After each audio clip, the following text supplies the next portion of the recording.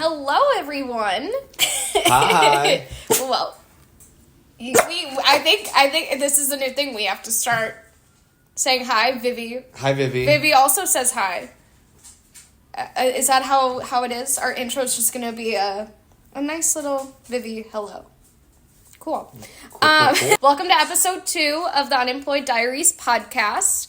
Again, my name is Dana. And I'm Dominic. And in our first episode, we had mentioned that if you left a comment on our YouTube, I think you might be able to leave comments on Spotify as well. Mm-hmm. But if you did, then we would respond in the next podcast. So we did get a comment on our YouTube channel from Ancient Fragments asking, do you two have websites with examples or a portfolio of your writing and or artwork?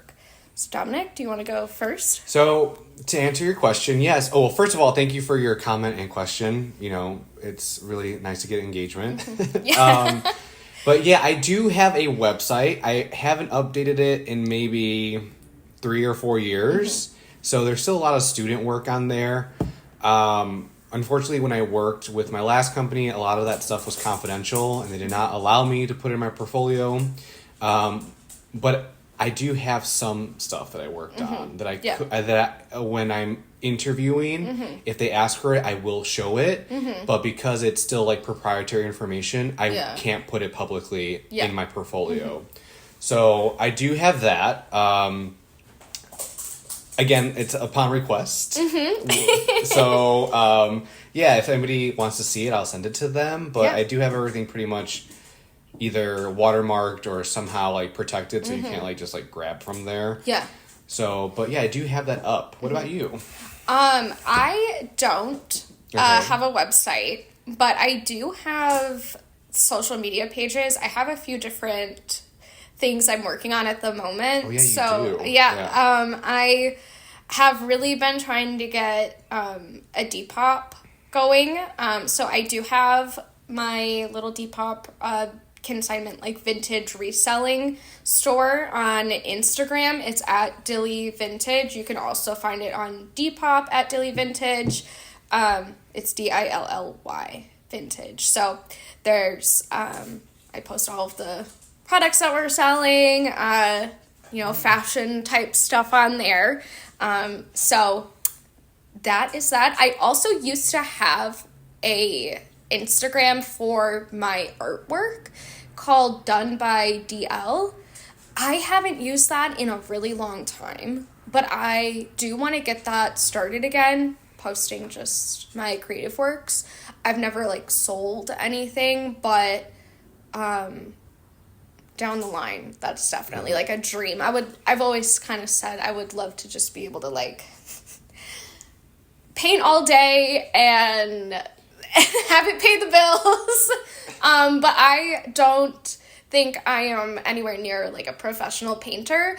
I will say I think my artistic style is very distinct into sort of like me personally. So it kind of is a style that is, you may hate it, you may like it. It is really like abstract.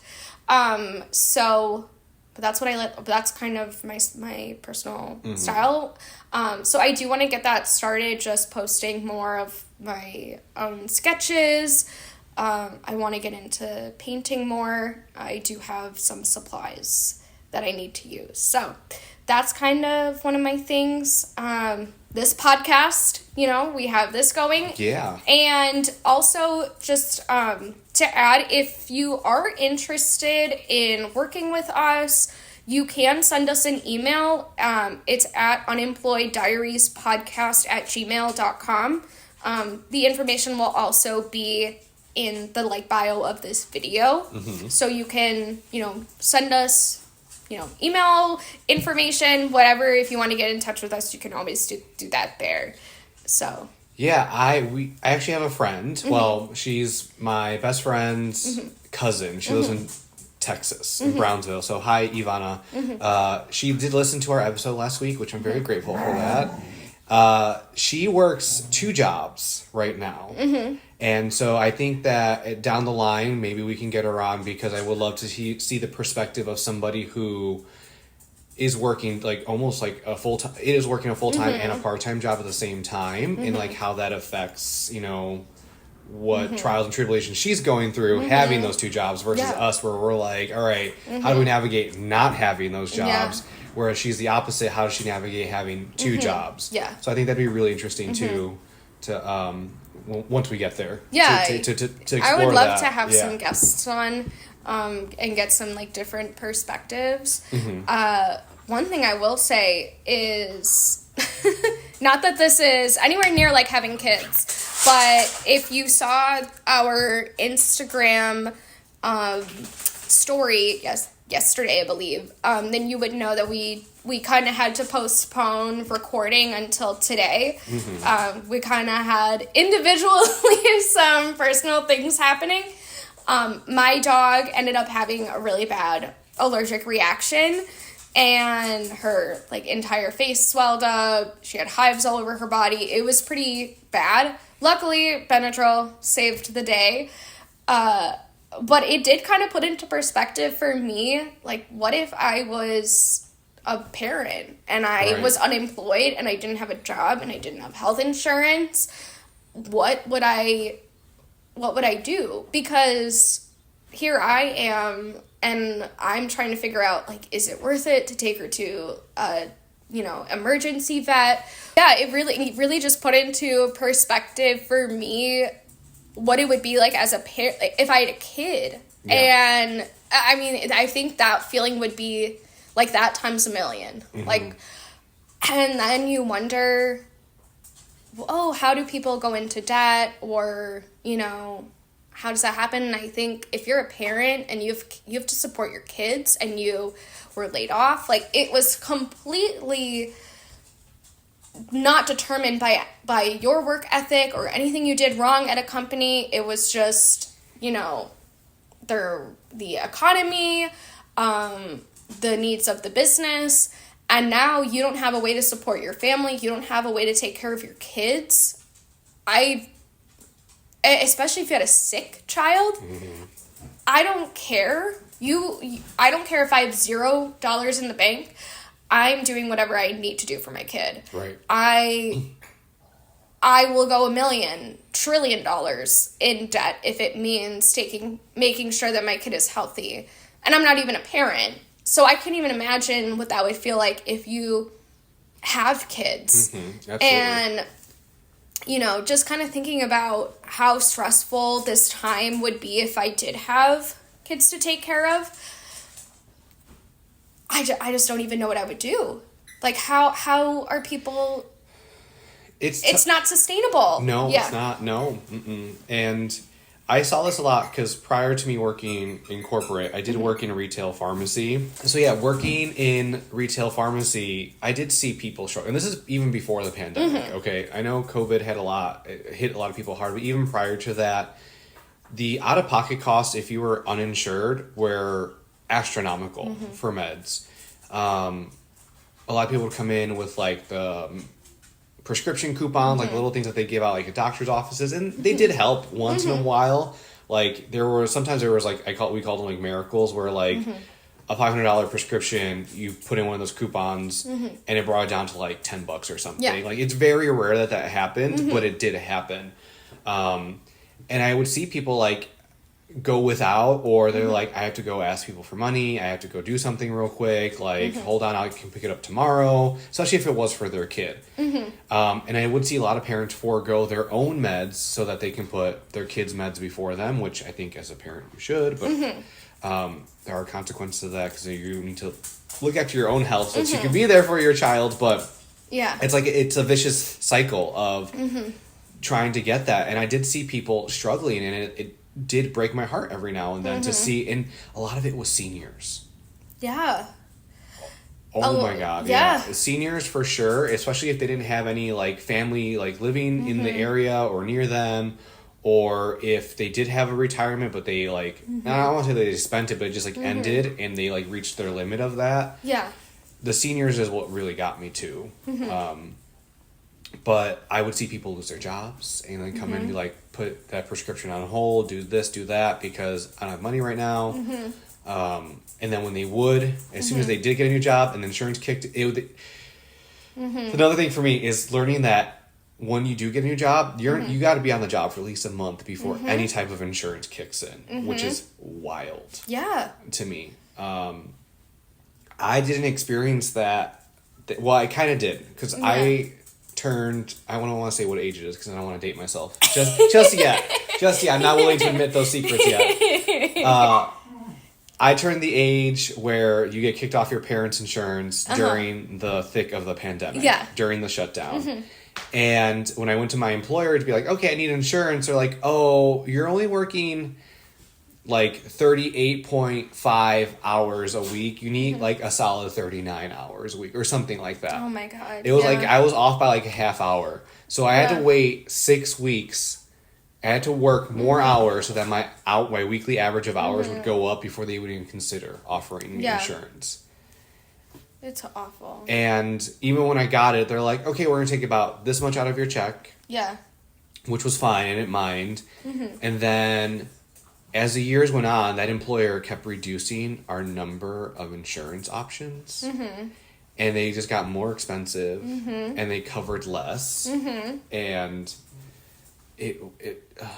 insurance, it's crazy how much we rely on it. But when I was let go, this is what we kind of like our topic of the episode. Let's talk about that real quick. Let's get into that. So when I was let go, it was a Monday morning in February. February of last year. Isn't there like a killer song with that lyric? I don't. Somebody told me. He's like, somebody told me that you had a girlfriend that I had in February of last year. Yes. Literally, that is that's literally what happened. So in February of last year, I was coming up. Okay, so just a little transparency. I was being watched by like my supervisor, my manager for my performance. We'll get into that too. But that's a little context. And so like this process was supposed to end in December. So like by the end of 2024, I was supposed to know whether or not I was going to have a job. Okay. Come the first week of January after the new year, when we came back to work after the holidays, my boss was like, we're going to give you till mid-February. Like, prolong this. I'm like, this started in September. Yeah. It's been going on for 3 months, and now you're going to extend it by another month and a half. So that was just, like, added stress. I'm like, I have to go through this all over again, right? And I knew the outcome already. I knew because she didn't like me that I was going to get the chop, which is fine, but I didn't know when it was going to happen. Yeah. So there was no way for me to prepare for it. So one Monday morning, I log into my computer at 8 a.m. And then like, boom, at like 8:02, 9 o'clock meeting. And I was like, all right, this is it. Like, I knew. So I hop on the call at 9. It's me, my boss, and then we had like a quote-unquote non-biased witness at all our meetings because our meetings had gotten so bad that we needed a witness there. And my boss, we're going to call her Maddie, short for Madison. I already have their names all, like, yeah. And for legal purposes, this is all alleged. This is all in a video game. This is all right. This is all alleged. This is just these are all alleged from my personal experience. She was just like, hi, good morning. And she's like, thank you for hopping on this call. Such short notice. And she's like, but do you know what this call's about? And I was like, I'm getting fired. And like, I kind of said it jokingly. Yeah. And she's just like, well, yes, but... I know. Same vid. That was my reaction too. She's like, do you know what I call this meeting for? And I jokingly said, you're firing me. And she's just like, oh my God. She's like, so she's like, do you know why I called this meeting? And I said, I jokingly said, you're firing me. And she wanted to nervous giggle, but didn't. And she was, well, we're here to talk about your performance. And I was like, okay. And she goes, unfortunately, I don't feel that you've met my performance standards. So we are going to, at this time, separate ourselves or separate you from our team. And I was just like, so you're firing me. Yeah. And our witness, who had been attending every one of our meetings for the last, 6 months, was just, in shock. Purely shocked. And there was nobody from HR there. Yeah. That doesn't sound good. No. And I was like... I think that gives a lot of context as to probably the management you were working under. Yeah, her management style, or lack thereof, was just bonkers. So she's like, we're separating ourselves. Unfortunately, your performance and how you work does not align with how our team work. We just feel like you're no longer a good fit anymore. And I'm like, okay. I said, that's fine. I said, so what now? And she's like, well, I just want to... She confirmed all, like, my personal information, you know, to send me things and to get emails and things like that. You know, she's like, I just want to confirm your personal email so you can have... post-employment help. Okay. And I was like, post-employment help? She's like, you know, like your COBRA, your health insurance, and, you know, impossible severance. I'm like, am I getting any severance? Because I have been with this company for 13 years. And she was just like, well, that's up to the manager's discretion. I'm like, well, you're my manager. So what did you decide? And she's like, oh, I decided not to give you any severance. And I was like, cool. Yeah. She's like, which you will be paid out until the end of the month. And all your PTO will be cashed out. And you'll be getting... I told HR to allow them to give you an additional 2 months of health care. I was like, thank you for your generosity. Like, I was being so sarcastic. Yeah.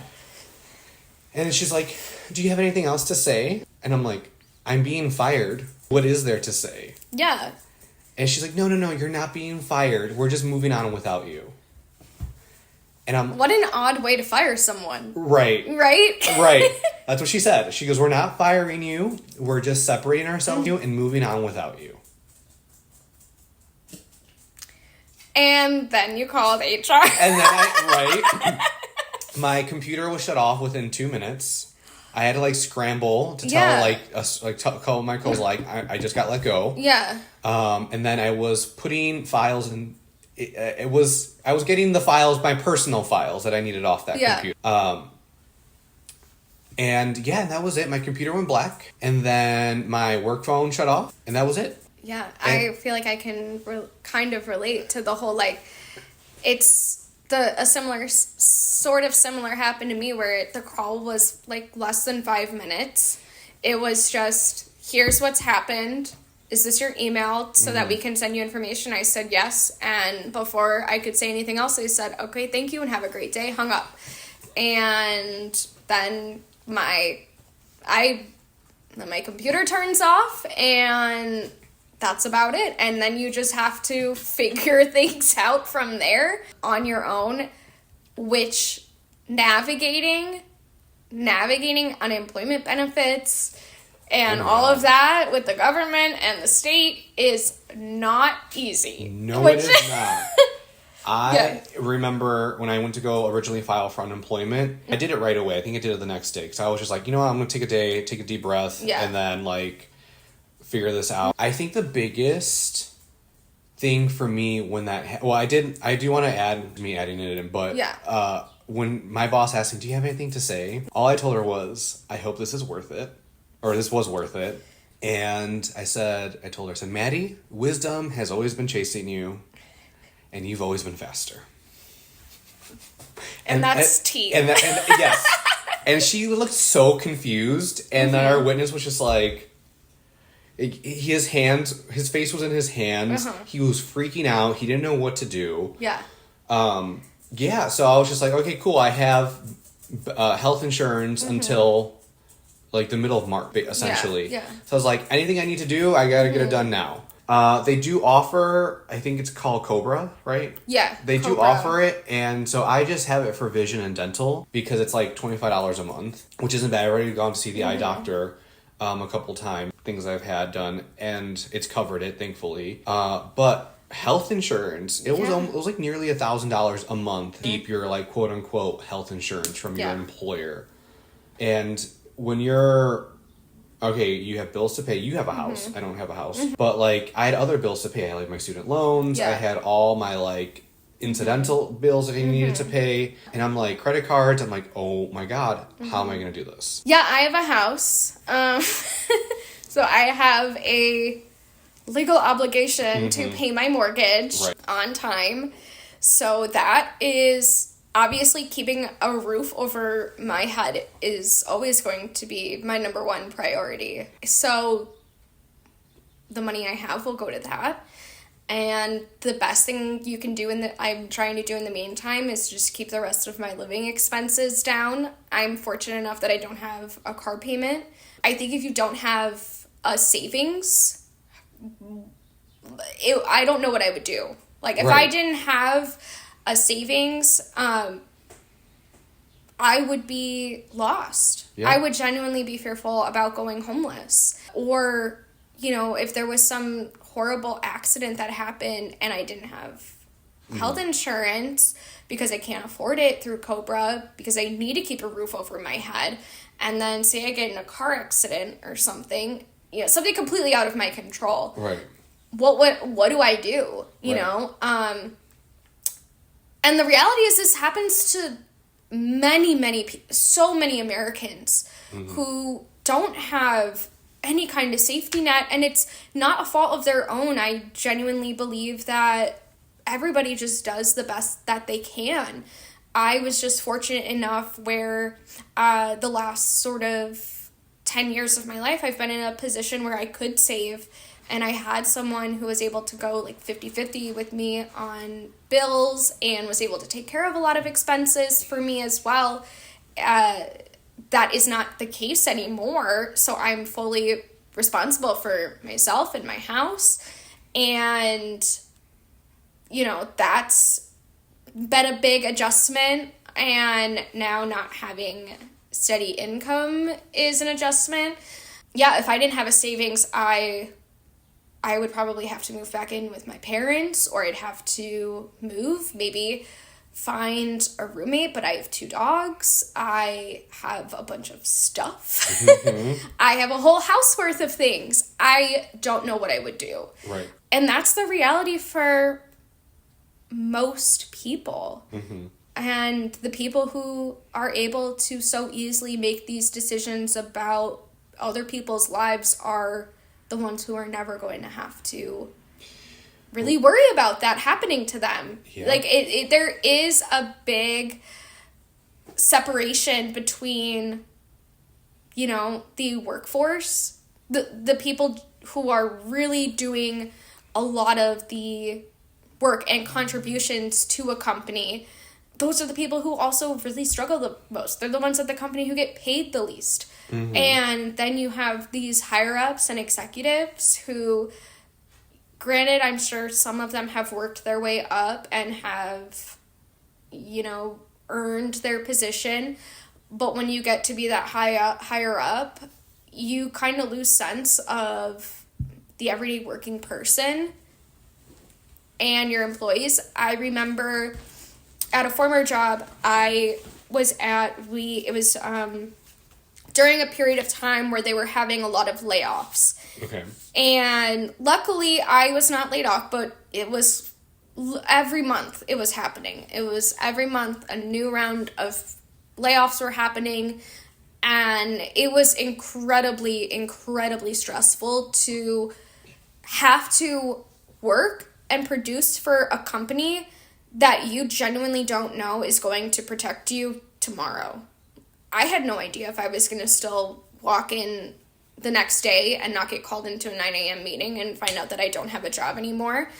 And I remember everybody on my team, including, our sort of like just one management, one higher up than me, they were also concerned about their jobs. And we got called into kind of like our quarterly meeting just to talk about, all the things with the company. The CEO was on there. All of the executives are on there, the CFO, the COO, and they're bragging about how he just bought like a almost $30 million house in Florida, and he drives a G-Wagon. And he's clearly like vacation, like he's clearly at a house in some tropical location, and it was wintertime, and it was kind of like everybody walked away from that meeting just really wanting to sign off for the day. Yeah. to the point where some people genuinely were considering quitting. Because, I mean, if you feel like your head's on a chopping block at all times, and you get this thrown at you, someone basically flaunting their money while people are trying to save as much as they can because they know a boot is coming their way, and they have a family, and they have kids, and they have a house, and pets, and all the things that normal working families have, why would you want to keep working there? Right. Just cut the ties and let me go somewhere else. You know, some people did stick it out, and I don't really know the fate of them because I'm no longer there, but that was very jarring for me, and that was really hard to stay motivated to want to contribute to this company. I started to really feel like their core values and morals just absolutely did not align with how I felt about my personal values. And I think for people, again, to talk about generations, I think this is a big part where people our age and younger do have a strong sense of wanting to help other people. Right. I see that a lot. There's a collective of, we want to all come up together. We want to feel like we're on a team. We want to work with someone who values similar things, where we're helping in a more like global aspect, where we're, helping the average everyday person. We're helping people come out of poverty. And when you're working for a company who is almost quite literally doing the opposite, that is mentally very taxing. Yep.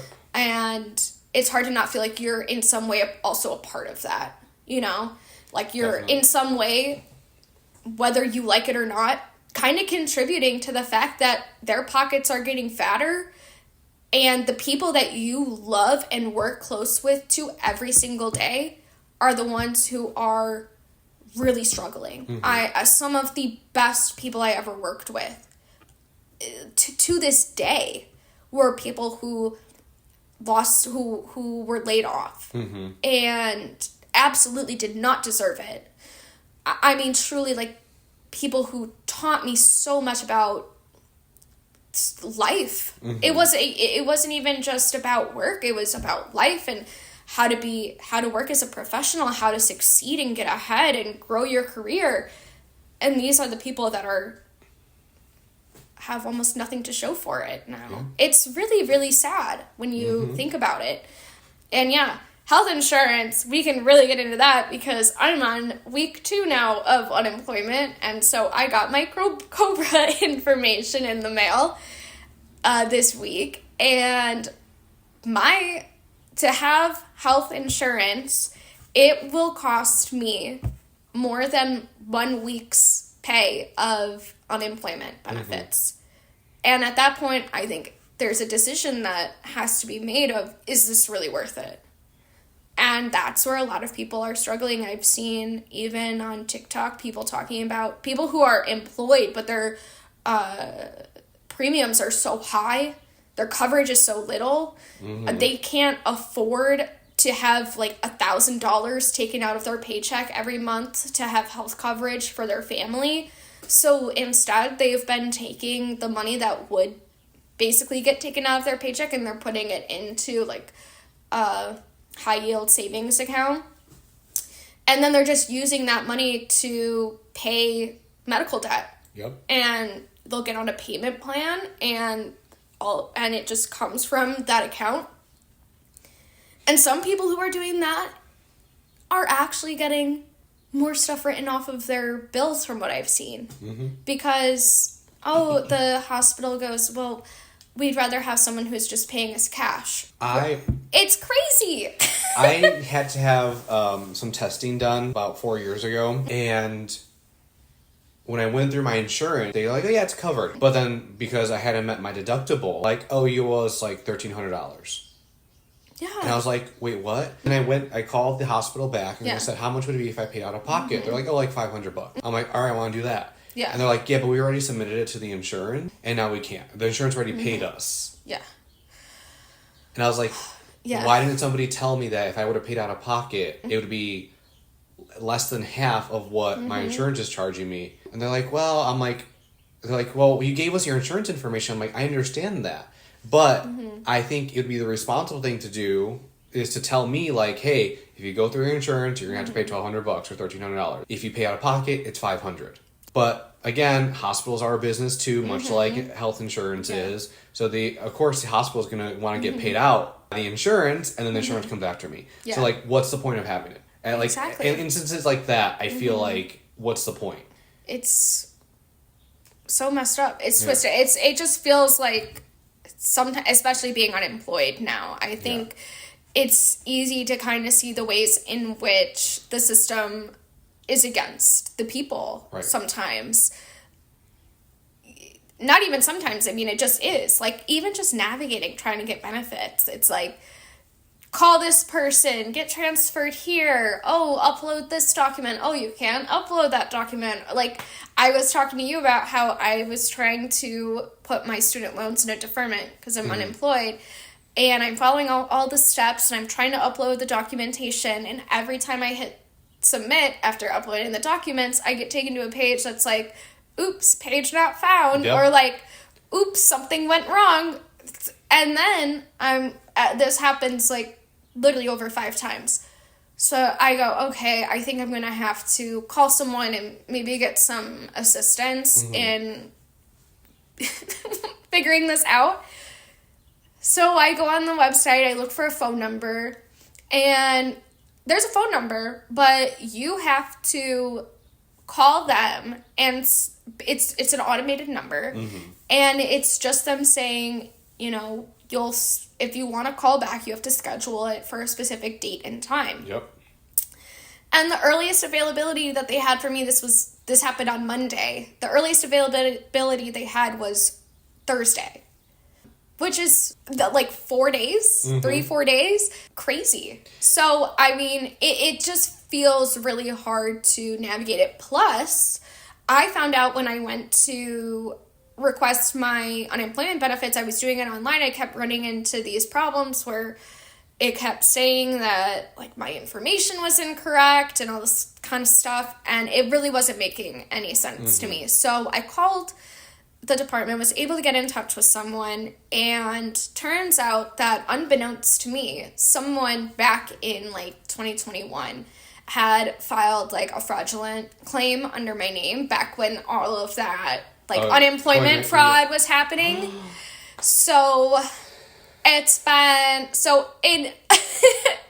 like double the amount of steps just to get this old account taken out, get everything updated, verify my identity, like it's a whole thing. And luckily, you know, none of my didn't take anything from me financially, but I mean, it did end up delaying when I could get my benefits out because they didn't have anybody who could get in contact with me fast enough before my first payout, and yada, yada, yada. So it's an ordeal. And again, thankfully I have a safety net, and thankfully I have savings, but it's sad. Plus, I think for a lot of us, you have, if you do have savings, you're usually intending on using that money for something, hopefully for yourself. Right.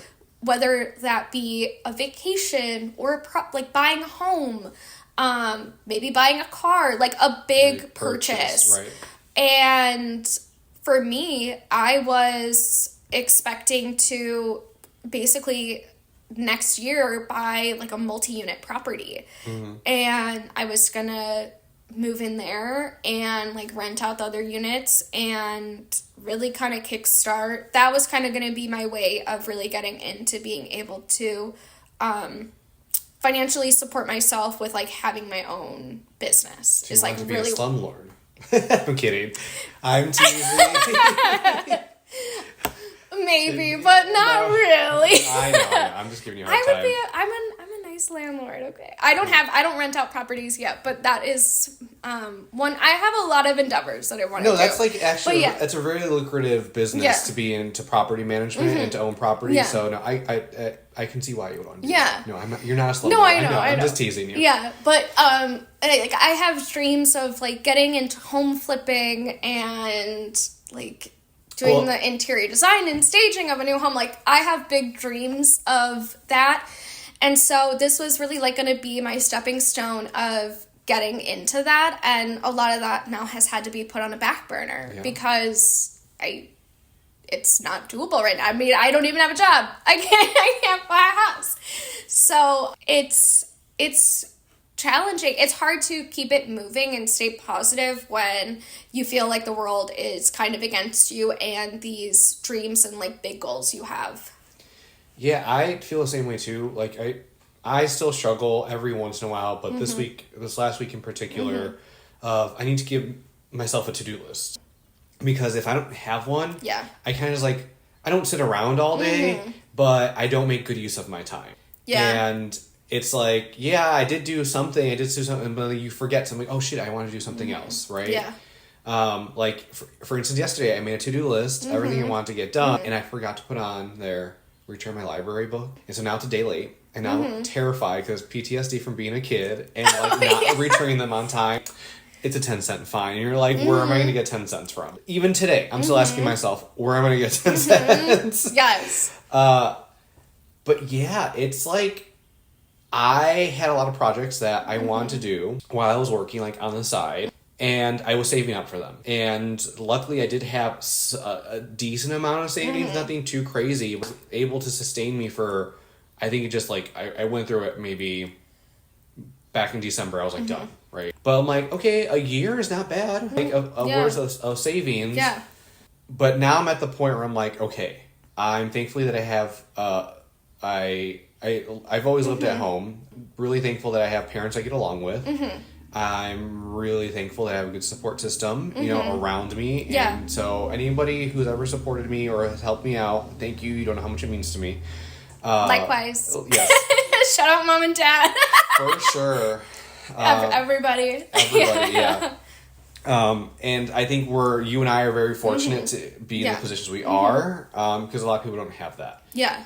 And I could not begin to imagine, like, shoot, like, I'm by myself, I don't have any help, and how am I going to do this? When I was a senior in high school, I took this retreat. We went downtown, Chicago, for any new listeners, and I went to homeless shelters all weekend. I think it was the weekend of Halloween. And one of the big things was all these homeless people that I did meet or who were struggling all had corporate careers or jobs that, paid well. And as soon as they lost their jobs, they're like, all right, I was fine for like a year, but then I couldn't find work in my field. I couldn't find a career in my field or a job in my field. And that's what led them to homelessness because they didn't have a support team. They didn't have anybody there supporting them. And if they did have like a wife or a spouse, I heard a lot of horror stories like, oh yeah, I found out my wife was only with me for the money. As soon as the money ended, they left. That's so sad. Which is really sad. Yeah. So like I was hearing these firsthand stories of how these things happened. And it's terrifying. I hope those people that I met are doing well. I hope things turned around for them. It was really eye-opening as a 17-year-old to see that. Yeah. And the second part of that retreat, they took us to the gay neighborhood in Chicago, Boys Town, and we literally spent the night on the street until like 2 a.m., 3 a.m. because we were talking to other teenagers who were kicked out of their homes for being gay or lesbian or trans or anything like that.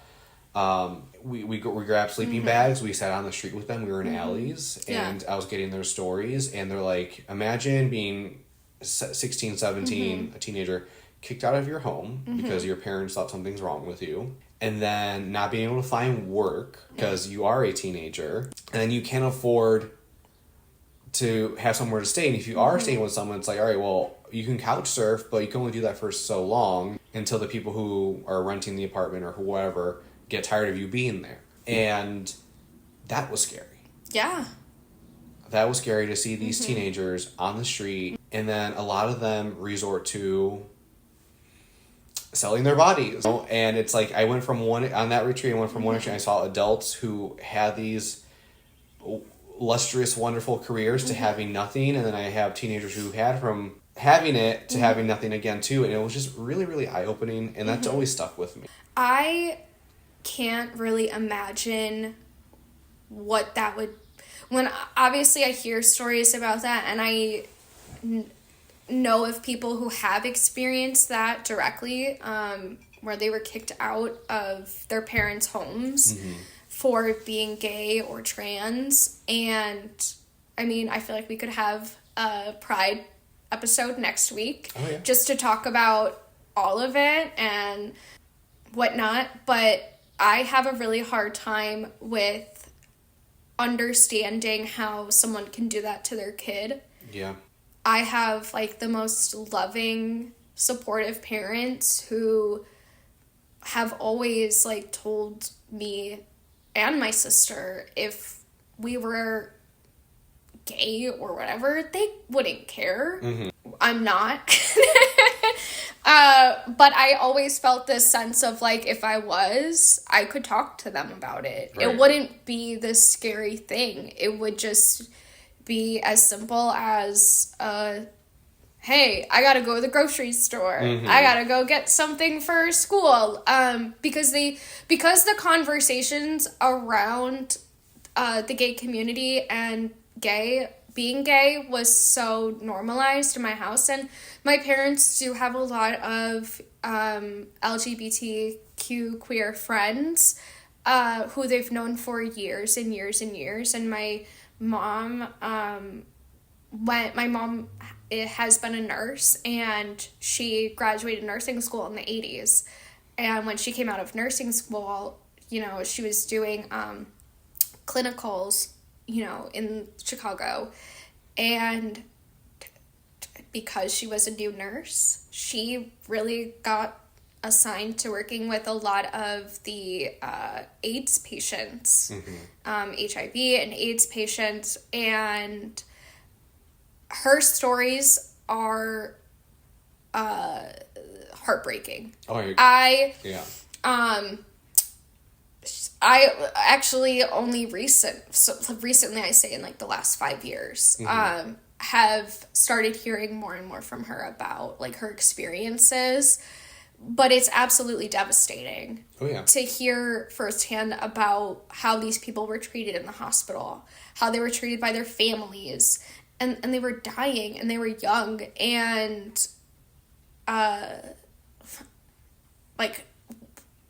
it makes me cry. Yeah. Like, I just can't understand how we as humanity treat other people like that. And obviously kicking a kid out of your house, how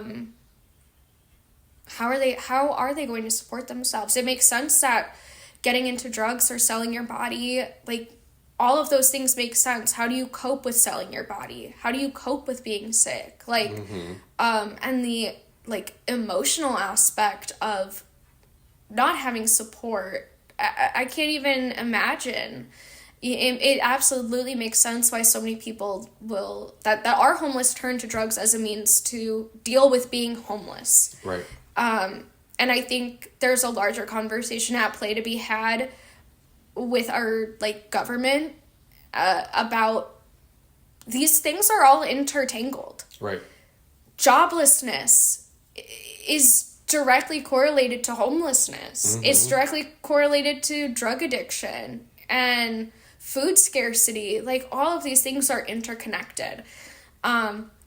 Especially the healthcare side of it too. Yeah. I mean, and especially with healthcare, because there's, say you need like a specialist, or you need like maybe something other than just an ER visit. Right? You can't get that care if you don't have insurance. Right. And a lot of the time, those are the people who need it the most. But I mean, they don't get it, and then those people ultimately, I mean, literally, what else do? You just die. Like, or you try to live as long as you can. Yeah, right. It's horrible. And yeah, the whole system is messed up. So I worked, my former company was a healthcare. Yes, it was retail healthcare, but it was still a healthcare company.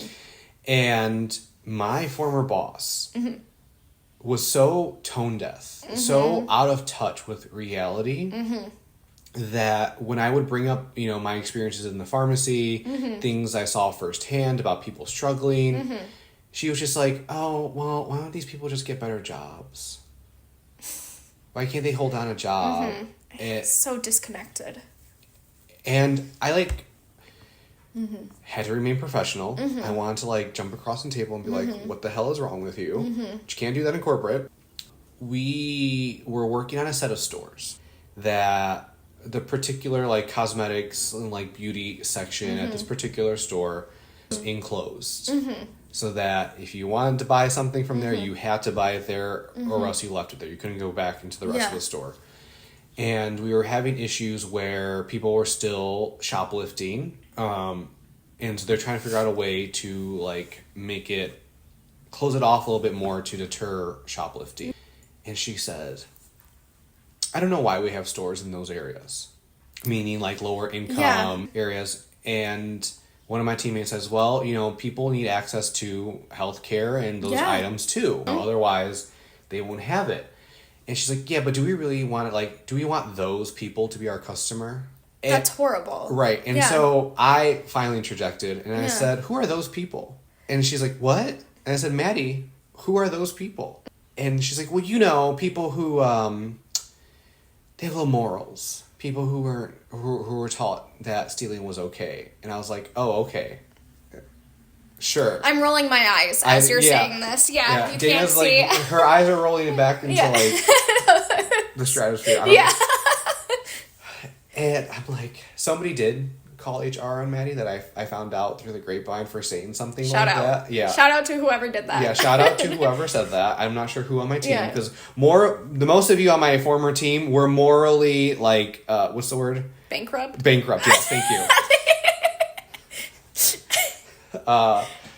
Yeah. So she made comments about that. She made comments about how during the month of June our company logo would change to a rainbow, and thankfully I had a company who truly cared about their LGBT. It wasn't just rainbow washing, and they even offered us here are some custom logos for your email signature if you want to put the rainbow in there. And I had it, a couple of my other coworkers had it, and she was just like, wow, you guys will just they give you a logo and you just slap it in there all willy-nilly. We're like, what are you talking about? You can't be saying that. It's not professional. It's not appropriate. No, right? Yeah, and she would make comments like that, and then wonder why people didn't like her. So she was definitely someone out of touch, and so I know I went off on a tangent there, but that's okay. With our healthcare, I had to reiterate the fact to her that so back in 2020, before the shutdown, I was in West Virginia opening. My company had bought out another pharmacy chain. Okay. So I was sent, this is when I was working as a technician, to go out and train those technicians to become our technicians. Okay. Yeah. And I was in rural West Virginia. Yeah. I was in the mountains. Yeah. The town was either trailer parks or mansions. There was no in between. Yeah. No in between. And a direct quote from one of the people that I served as a technician, one of the patients. She's like, welcome to West Virginia. We are the nicest crackheads you'll ever meet. I love that. Direct quote from this woman. I love that. Super sweet. But there was definitely drug addiction problems there. A lot of meth, a lot of cocaine. Yeah. But they were self-aware for the most part. They knew they had problems. It was a lot of Suboxone, methadone clinics to make sure people weren't overdosing and to help people wean off of their addictions. But a lot of these people were driving 45 minutes to an hour to go get their prescriptions. Yeah. To go get their health care. There's a few really good shows and documentaries about the opioid crisis in the early 2000s that happened what was I'm blanking on the name of the drug. It was a pain Was pill. it Norco? No. Well, the drug name is hydrocodone. No, that's not what it was. I'm trying to remember. It's still available. Was it Oxycontin? Oxycontin. There you go. Yes. The Oxycontin crisis that was had, and this is all factual. I say this there's documentaries, there's documentation that shows that these drug companies Oxycontin, they targeted basically doctors in West Virginia and rural areas to promote Oxycontin to these patients, and it was advertised as this miracle pain med that was non-addictive. That's how it was advertised to doctors to promote to their patients, and they started upping the milligrams. It was, every rollout was more and more and more, and the reality was that Oxycontin was equally or more addictive than any other regular opioid pain med. And so you saw these areas in the United States that were heavily affected by Oxycontin, and because these people were addicted to this pain pill, once it ran out, they turned to heroin. And that's kind of how the heroin epidemic happened in a lot of these areas, and that leads to other things. And once you have an entire sort of large community that suffers from addiction, it allows other it opens the doors for other drugs to infiltrate and kind of take over. Right. So it's not necessarily someone stops doing heroin and they're sober. It's well, now we can't get heroin anymore, but now we're getting meth. Yep. All in all, companies do better. Give your employees better benefits. Don't lay off people willy-nilly, because you are contributing to the problem that is having all across America. Right. And we'll talk more next week about... Well, just what I wanted to wrap up too. Yeah. That's what I was trying to tell Maddie. Some of these people, those people, quote unquote, that you detest so much, they don't have access. It's like a pharmacy desert. They live in areas where, the nearest store is a pharmacy or it's a big box store, but they still have to drive an hour to it. It's just because you live in an area that's well developed and you have one on every corner doesn't mean that other people wouldn't benefit from it too. And it's just it's not even a high-end brand. It's very average branding. Yeah. And so for you to have this elitist approach to it was mind-boggling. Well, also, and just to add on to that, not even just healthcare, but food. A lot of I was going to say food scarcity. Food deserts still exist all across America, Chicago. And the one thing that also your former employer, the stores offered, is food and over-the-counter medicine. Yep. And baby items. Feminine products. Yeah. All of the things that sort of a convenience store would offer. And for a lot of these areas too, very rural, in the up in the mountains,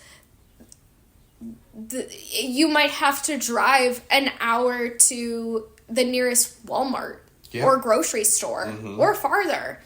And so having a convenience store closer by, okay, well, now that takes the weight off of maybe having to drive an hour out if you got your period as a woman, or drive an hour out, as you kind of mentioned. So, there's one last little note about Maddie too. To get you're gonna get a big picture of her later on too. But she worked for the company at that point when I was let go. She had just hit 17 years. I think it's 18 now. She did not work any type of regular job. Was in college.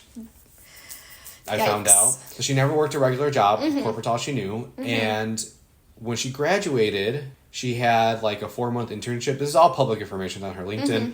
So I'm not like sharing. I'm not like sharing anything that can't be found. So she had like a 6 months internship and then got hired right away, like after that. And it's like, you don't know what it's like for the average person to work. No. And yeah, you worked your way up through this company by... Don't even get me started on...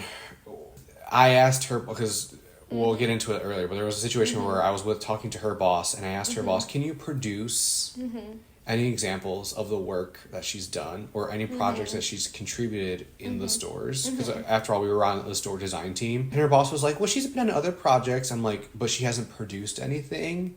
And I like told her, I'm like, I'm not trying to be like insubordinate or like shady or anything, but this is just trying to help me get a feel for who I'm working for. Her boss could not provide me any examples of like things or projects that she has led or had done that made it into the store. And I was like, wow, I'm like, I have worked in the stores. Yeah. I can walk into any of any of their stores and tell you exactly what I've done and permanent. And I was like, where's her work? Where's it at? There was none. So in your 17 But you were fired for your production. For my productivity. Oh, yeah. Productivity. Productivity, yeah. Like I have custom signs and like things that customers and patients interact with on the daily that I did on my own with like no one essentially leading me, because my first boss was non-existent. We'll call him Tim. Yeah, Tim left me alone, and Maddie, but anyway. Yeah. So, yeah, healthcare and being fired and people's morals. People who've never worked a regular job, and yeah, they don't get it. They don't get it. People who are not a form of any type of minority, whether that be racially, ethnically, sexually. Like Maddie is 5'11", white, blonde hair, alabaster skin. You know, never has to worry about any type of adversity ever in her life, and yet probably didn't have any like. I mean, I'm just speculating, but it sounds like when you're that disconnected, you probably didn't have any experience with it either as a kid. No. She probably had a really great support system from maybe her parents or family. Well, I don't know. Okay. Maybe she did. Just speculating. We're speculating again. This is all alleged. Yeah. From what I know, from what the one time she did like open up to me, she had an older brother and sister, but they were like 10 years older than her. So she never really had a relationship with them. Okay. And then she's like, oh, my parents moved out of state. So she's by herself. She's the only one that stayed in Illinois. And I'm like, now after knowing you and working with you, I know why your family left. I know why your family moved out of state. I know that sounds horrible, but like,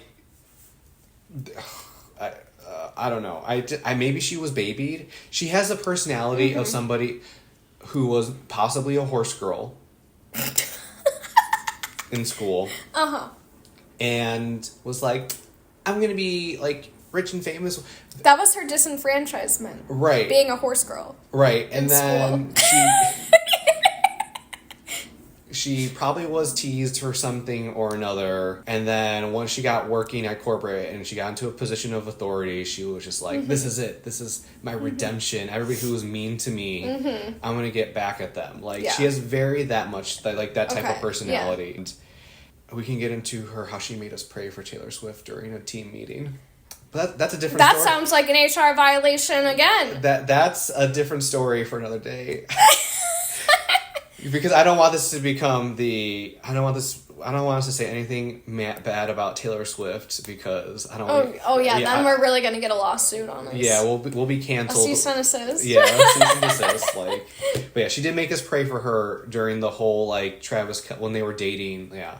She's like, does anybody want to say a prayer before we break for this weekend? And we're like, no.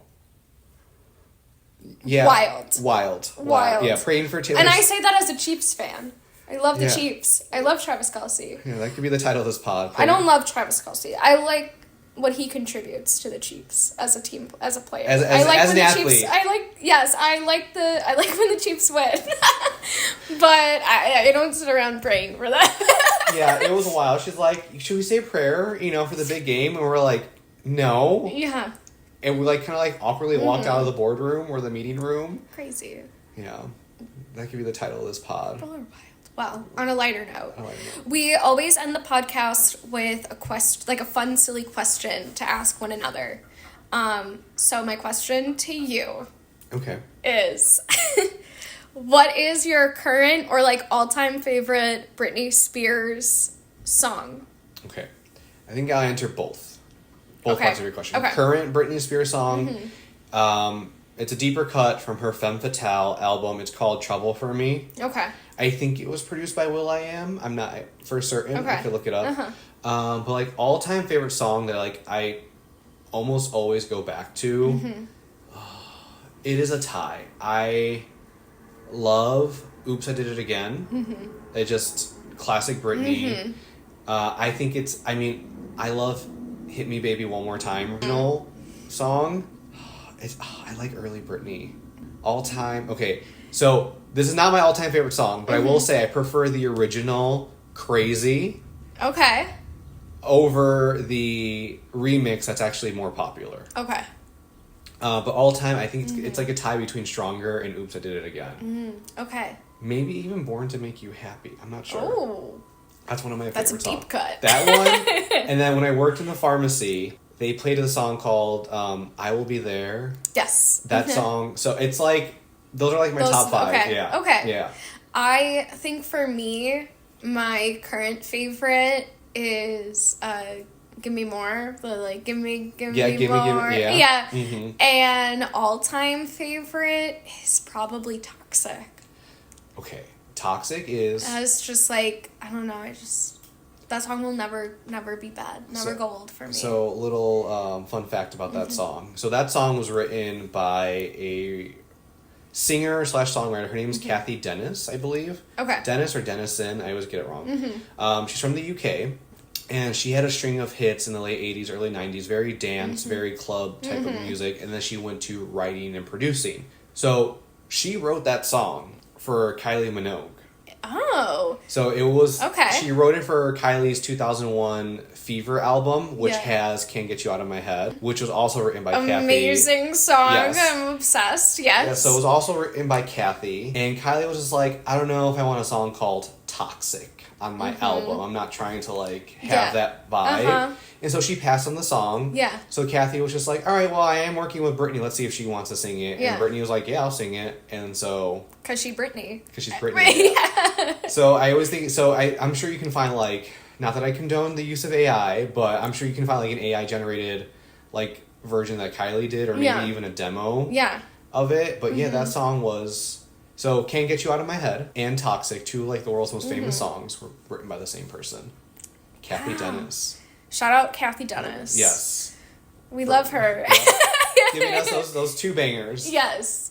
Well, I think that kind of wraps up our episode 2. Yeah. If you like what you hear, make sure to follow us on YouTube and Spotify. Subscribe. Leave a comment with questions so we can answer them in next week's episode. Yes, please. And if you have any suggestions of topics you want us to bring up or talk about, also feel free to leave that in the comments as well. Yeah. And Dina, before we go, do you want to say a prayer for Taylor Swift? I pray to Taylor Swift, please don't sue me. There you go. Thank you. Yeah, thank you.